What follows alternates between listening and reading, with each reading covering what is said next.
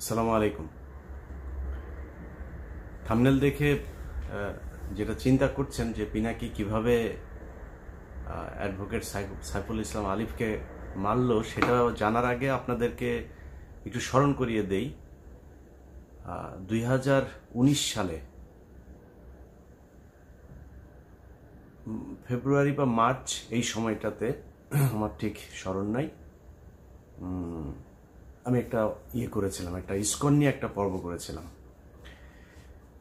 সেই ইসকনের পর্বটাতে দেখানো হয়েছিল যে ইসকন যে একটা জঙ্গি সংগঠন এবং এরা একত্রিত হচ্ছে, সংঘবদ্ধ হচ্ছে এবং এদের মূল টার্গেট হচ্ছে একটা বিশাল গণহত্যা চালানো। এটার জন্য তাদের অর্থ, তাদের ট্রান্সপোর্টেশন সুবিধা, তাদের অস্ত্র, তাদের সব ধরনের সুযোগ সুবিধা, এবং তারা যেটা করছিল সরকারি অফিসগুলোতে বড় বড় পদে যারা আছে তাদেরকে তারা টাকা পয়সা দিয়ে, নারী দিয়ে এইভাবে হাতে নিচ্ছিল। যে কারণে বিভিন্ন জায়গায় যখনই কোথাও কোনো আপনার এমনকি হিন্দুদের সাথেও তাদের বিভিন্ন মন্দির দখল নিয়ে গ্যাঞ্জাম হয়েছে, সেই গ্যাঞ্জামগুলোতেও দেখা গেছে ইসকনের সংখ্যা কম কিন্তু পুলিশ প্রশাসন সবসময় তাদের পক্ষে দাঁড়িয়েছে, যে কারণে তাদের সাথে পারা যায়নি। তো ওই সময় কিছু কিছু বিশেষজ্ঞ আছে, সেই বিশেষজ্ঞদের নাম বলতে চাই না, ঝামেলা আর বাধাইতে চাই না, কারণ 5 বছর অনেক যন্ত্রণা সহ্য করে আসছি, তো একটু শান্তিতে থাকতে চাই। হ্যাঁ, তো তারা বলেছিল ইসকন নাকি একটা তাবলিগ সংগঠনের মতো, এরা তাবলিগের মতো গান টান গায়, হ্যাঁ, এরা কৃষ্ণ ভাবনা করে, তো এটাই হচ্ছে তাদের মূল কাজ। এখন দেখেন বাংলাদেশের সবচেয়ে বিষফোড়া হয়ে দাঁড়িয়েছে ইসকন। আমি ইসকনের এই হত্যাকাণ্ডে ডেইলি স্টারের একটা নিউজ গতকালকে করেছে, Chinmoy followers clash with cops in Chittagong, lawyer killed. এটা হচ্ছে ডেইলি স্টারের সংবাদ। আর প্রথম আলো নিউজ করেছে, সময় নিউজ করেছে, চট্টগ্রামে আইনজীবীকে হিন্দু ভেবে হত্যা করলো দুষ্কৃতিকারীরা। বুঝছেন তো, হিন্দু ভেবে কারা হত্যা করেছে, তার মানে মুসলমানরা হত্যা করেছে। তো সমস্যাটা এইখানেই। এখনো পর্যন্ত এই গণমাধ্যমকে কিছুই করা হয় নাই, গণমাধ্যমে কিছুই হয় নাই। সময় টেলিভিশনের সাকি এইখানে এখন পর্যন্ত তাদের হয়ে কাজ করে।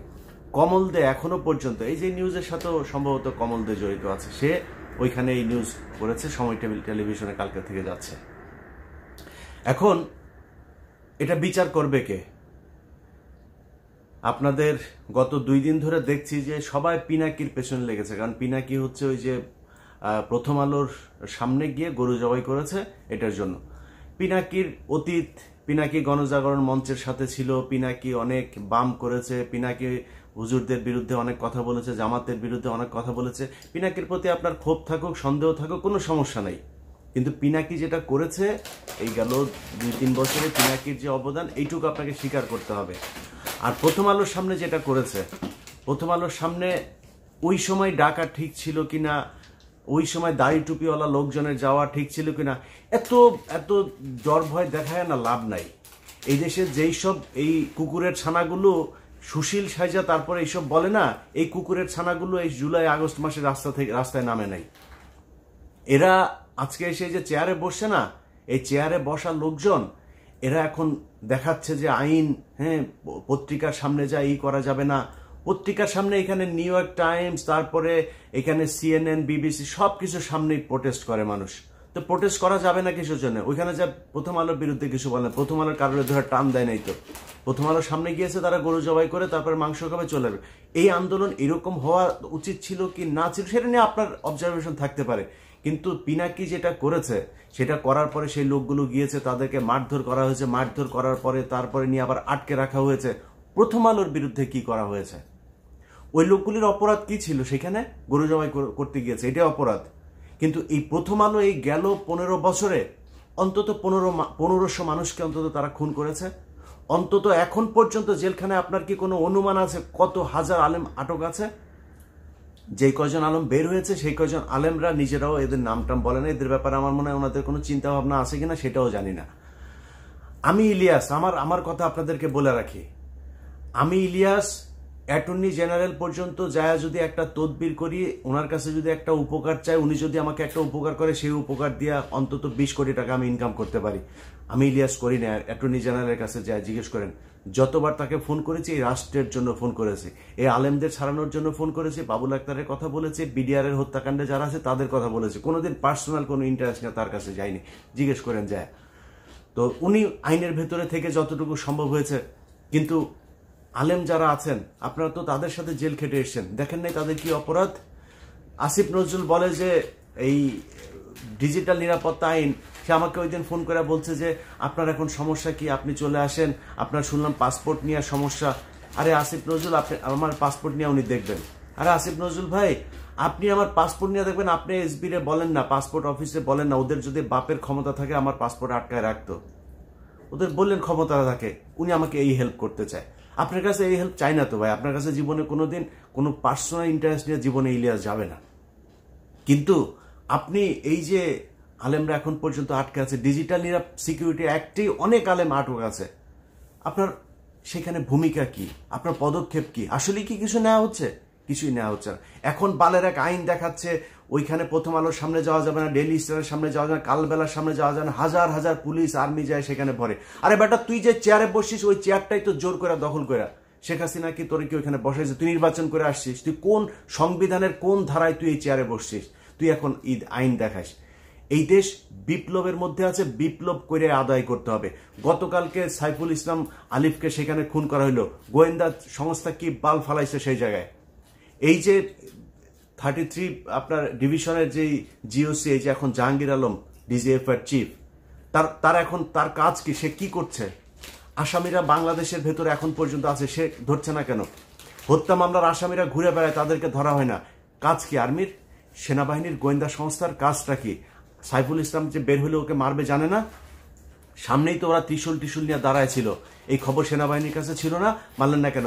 পিনাকি যায় সেটা মারাইছে, তাইলে পিনাকির যেহেতু দোষ, তো পিনাকি এইখানে প্রথম আলোর সামনে বিশাল ঘটনা ঘটলো, ওইটাও পিনাকি দোষ করছে, এই জন্য এটা ঘটছে।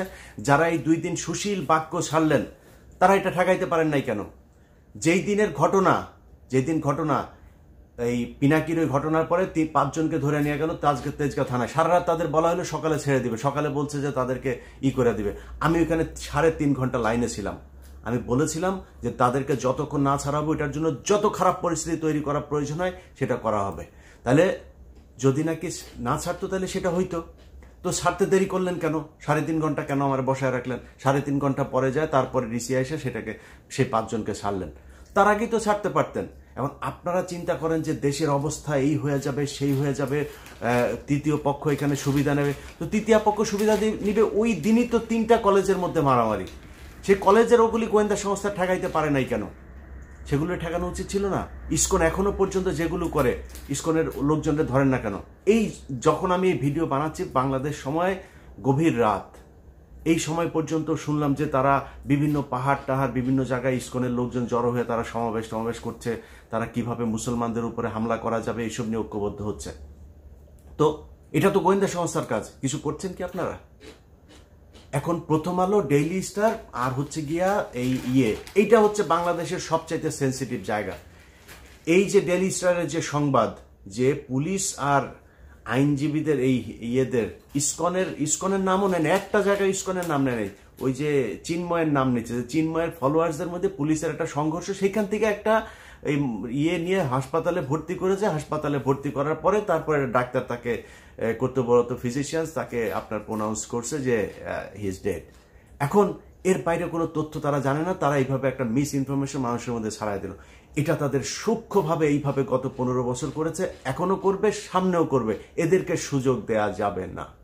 যে যত বালের আইন মাইন যত বালচাল শিখান, কোনো সমস্যা নেই। ডেইলি স্টার, প্রথম আলো, আপনার এলাকায় যারা কিনা এদের এই যে পত্রিকার দেয় না, এদেরকে বলতে হবে এটা আমার মত প্রকাশের স্বাধীনতা। প্রথম আলো, ডেইলি স্টার যেমন মত প্রকাশ করে না, আমার মত প্রকাশের স্বাধীনতা। যে এরা হচ্ছে গিয়া অন্য দেশের এজেন্ট, এরা পত্রিকা না। ডেইলি স্টার, প্রথম আলো এই দেশের দুষ্কৃতিকারী, তারা দেশদ্রোহী, তারা পত্রিকা না, পত্রিকা সাংবাদিক না, এদের পত্রিকা সাংবাদিক টেলিভিশন। আপনি যিনি দিনাজপুরে বসে আছেন চট্টগ্রামের ঘটনার জন্য আপনার খারাপ লাগছে না? যিনি চুয়াডাঙ্গায় আছেন খারাপ লাগে না? জামালপুর আছেন খারাপ লাগে না? কুমিল্লায় আছেন খারাপ লাগে না? ব্রাহ্মণবাড়ি আছে খারাপ লাগে না? আপনি ওইটার জবাব নিতে চান, ওইটার প্রতিশোধ নিতে চান, আপনার এলাকায় বসে আপনি প্রতিশোধ নেবেন। প্রথম আলো, ডেইলি স্টার, কালবেলা এরা কোনো পত্রিকা না, এরা এই দেশের দুষ্কৃতিকারী। বিপ্লব চলছে, বিপ্লবের মাধ্যমে সেটাকে মোকাবেলা করতে হবে। আইনগতভাবে যদি মোকাবেলা করতো তাহলে সরকার এতদিনে করতো, কোনো কিছুই করে নাই। এবং প্রথম আলো, ডেইলি স্টার, তার লোকজন সব ইউনূস সরকারের পিছনে আশপাশে বসায় রাখছে। ডক্টর মোহাম্মদ ইউনূস তো কাউকে চেনেও না ঠিক মতো। তো উনি মনে করছেন ভালো মানুষ, উনি মনে করছেন ও এই দক্ষ মানুষ, পড়াশোনা করেছে, ভালো বোধহয় ইয়ে করবে। কিন্তু এই যে পড়াশোনার পাশাপাশি যে সে যে প্রথম আলোতে কোচিং করেছে, এই দিল্লিতে গিয়ে কোচিং করেছে, সেটা তার ডক্টর মোহাম্মদ ইউনূস জানে না। তো তাদেরকে নিয়ে বসায় রেখেছে, তারা তাদের মতো করে কাজ করছে। অতএব আইনগতভাবে প্রথম আলো, ডেইলি স্টার এদের বিরুদ্ধে এরা কিছু করবে না। আমি একটা ডকুমেন্টারি তৈরি করলাম, সব দেখাইলাম সেইখানে, তারপরে ওইটার পক্ষে কোনো ব্যবস্থা তো নাই। ওনারা উপরের লেভেলে সবাই বসে বসে প্রথম আলোর পক্ষে করে, আপনার ফেসবুকে পোস্ট করে, মানে আমার নিয়েও কিছু বলে না, ডকুমেন্ট নিয়েও কিছু বলে না, প্রথম আলোর পক্ষে পোস্ট করে। এই যেটার জন্য এই যে গেল কয়দিন ধরে আপনার এই 2 দিন আগেও ধরেন এই যে স্বামীর সাথে যেটা হইলো আমার, সে এখানে পোস্ট করেছে আরেক, মানে ওরা ইসকন নিয়ে এর আগেই করেছে। এই গ্রুপ, এই যে শাহেদ আলম, তসলিম এই যে গ্রুপটা আছে না, এরা ইসকনের পক্ষে এসে তারপরে দিল। তসলিম তোর না ইসকন না বলছিলি যে তুই এরা নাকি খুব করে, আপনার তোর ওই যে মানে খুব নিরীহ টাইপের ধর্ম পালন করে, তুই বিশাল আকারে এক বিশ্লেষণ করছিলি। আমি বলছিলাম যে ওরা সরকারি কর্মচারীদেরকে টাকা দেওয়া কিনছে এবং এইভাবে বিভিন্ন জায়গায় লোকজন বাড়াচ্ছে। সেটা ঘটলো আজকে ঘটেছে। অতএব তুই সেদিন ঠিক ছিলি না, আমি ঠিক ছিলাম। এইভাবে আপনার বিভিন্ন সময় এই তথ্য সন্ত্রাসের মাধ্যমে এইসব সাংবাদিক পরিচয় দিয়ে, সংবাদপত্র পরিচয় দিয়ে, এইসব পরিচয় দিয়ে এটা চলতেই থাকবে। অথবা আপনাদের কাছে অনুরোধ, আপনার এলাকায় যে এই প্রথম আলো, ডেইলি স্টার, দিল্লির যে আছে, এদেরকে যারা নিয়ে যাবে তাদেরকে আপনাদের মত প্রকাশের স্বাধীনতা প্রকাশ করতে হবে তাদের সামনে গিয়া। এই সাইকেলে করে, মোটর সাইকেলে করে আপনার বাড়িতে গিয়ে পত্রিকা দিয়ে আসে না, যারা কিনা ওইখানে এজেন্ট আছে না, তাদের কাছে যে আপনাদের মত প্রকাশের স্বাধীনতা প্রকাশ করতে হবে, যা বলার সেটা বুঝা নিয়ে।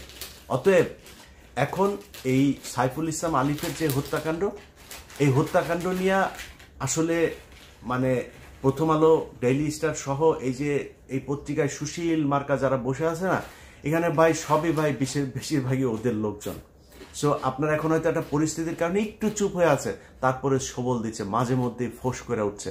এই ডেইলি স্টারে এটা হচ্ছে তার আর একটা প্রমাণ। তো আমরা কিছু বলার নাই, এই দেশে মুসলমানরা এখন সংখ্যালঘু।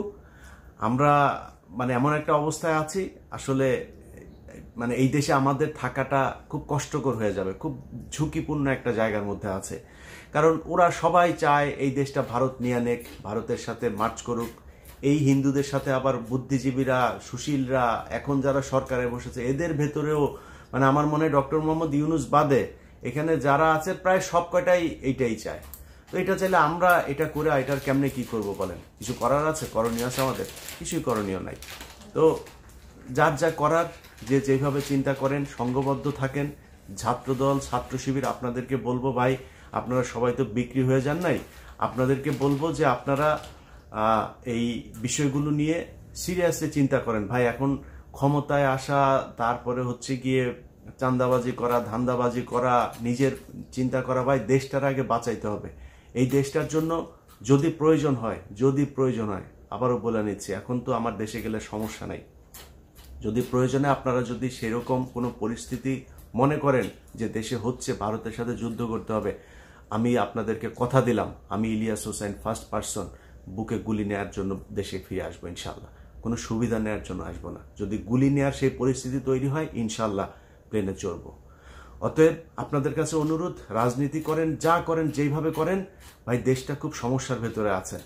এই দেশের বিপ্লবটা শেষ হয় এবং অনেক কিছু এখন পর্যন্ত করতে হবে, সেটা বিপ্লবের মাধ্যমেই। আপনাদেরকে এর আগের বার বলেছি যে এই যে আপনার ছায়ানট, তারপরে উদীচী, এগুলো আছে না, এরা এই যে শিল্পকলা একাডেমির করে দখল করে রাখছে। আমি জানি না সেটার অবস্থা কি।